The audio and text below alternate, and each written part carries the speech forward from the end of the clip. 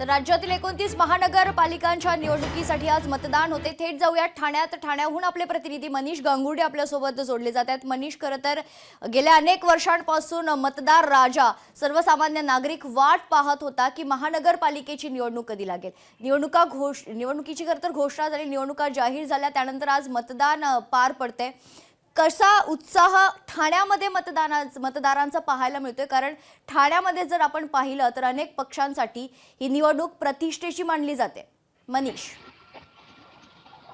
नक्कीच मेघना, आपण बघितलं तर थोड्याच वेळात आता मतदानाच्या प्रक्रियेला सुरुवात होणार आहे।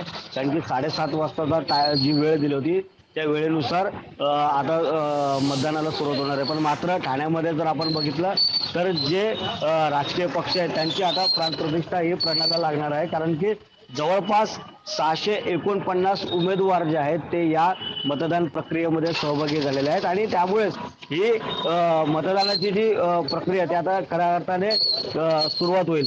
जवळपास ठाणे महानगरपालिका क्षेत्रामध्ये 16,49,869 मतदारांची संख्या आहे। त्यापैकी पुरुष जे मतदार आहेत 8,63,878 आणि महिला मतदार जे आहेत त्या 7,85,830 आणि इतर 159 मतदार आहेत। या सर्व मतदारांना आज सकाळी 7:30 वाजल्यापासून ते संध्याकाळी 5:30 वाजेपर्यंत आपले मतदानाचा हक्क जो आहे तो बजावता येणार आहे। आणि त्यासाठी जवळपास 9 प्रभागामध्ये 11 निवडणूक अधिकारी जे आहेत त्यांच्या माध्यमातून या सर्व प्रक्रिया ज्या आहेत त्या सुसज्जपणे झालेल्या आहेत।